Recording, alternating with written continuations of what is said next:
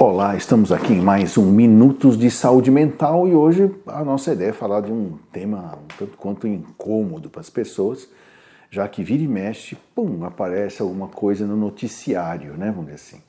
Quais são as principais características de um psicopata?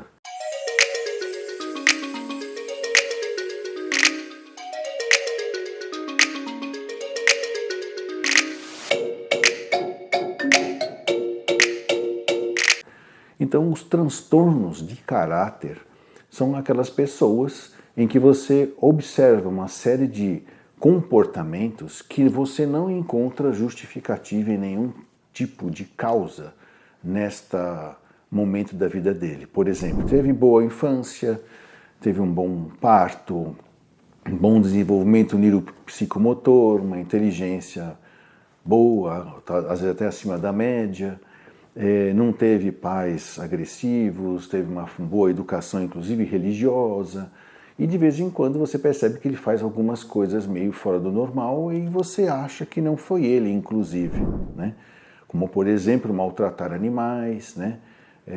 Às vezes é só coisas sutis, por exemplo, deixar um animalzinho correr para que ele não gosta dele, aí ele foge, mas às vezes pega e tortura, arranca o pescoço, às vezes faz isso com brinquedos, a gente acha isso engraçadinho e isso vai sendo sinal. A gente olhando para trás, depois que diagnosticou a psicopatia, a gente percebe que ele já vinha tendo o que nós chamamos de uma personalidade pré-mórbida, né?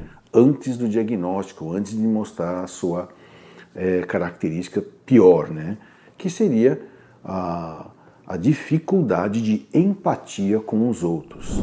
É como se a parte do cérebro responsável que nos permita, né, responsável em nos permitir perceber no outro um ser humano igual a nós, que tem sentimento, que tem pensamentos, que tem emoções, que tem medo, né, que tem culpa, a gente não consegue perceber isso e acaba, vamos dizer assim, sem essa dificuldade das emoções, a inteligência funciona de maneira muito fria e calculista, de maneira que a gente diz que o psicopata falseia com a própria inteligência, usando a sua inteligência, para fins egoísticos, sempre para atender alguma demanda dele, seja instintiva, seja emocional ou até mesmo afetiva e intelectual.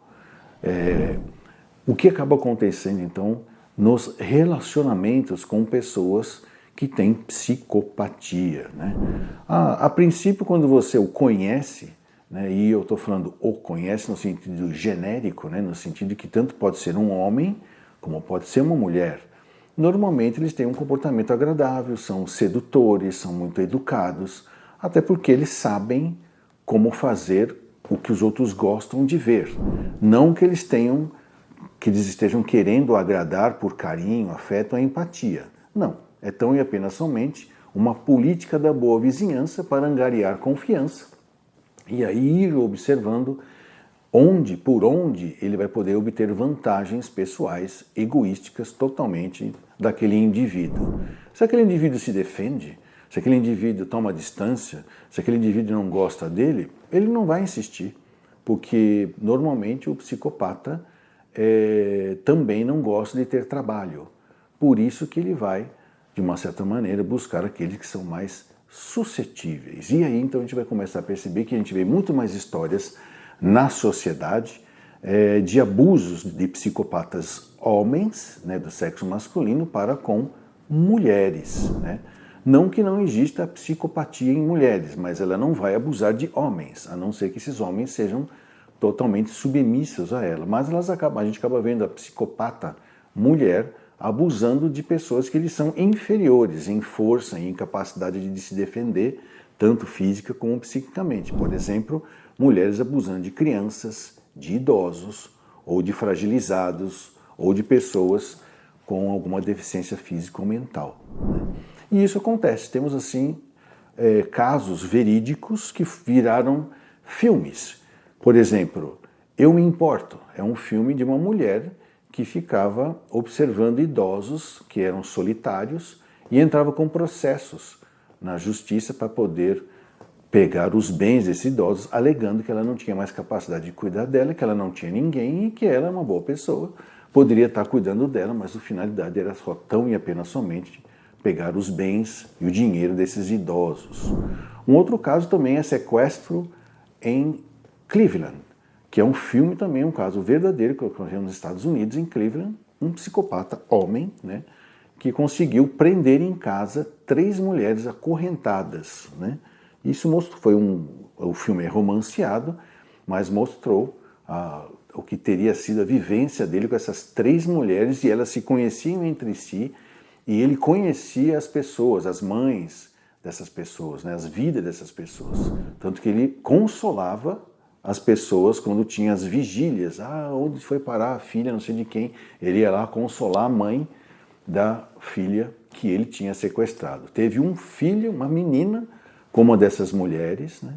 Criou essa menina até mais ou menos 8, 10 anos, até que em algum momento ele percebeu a enrascada em que ele estava, porque psicopata pode ter psicopatia, mas não é burro, quando ele fugiu e deixou as meninas aparecerem. Mas depois ele acabou sendo preso e condenado.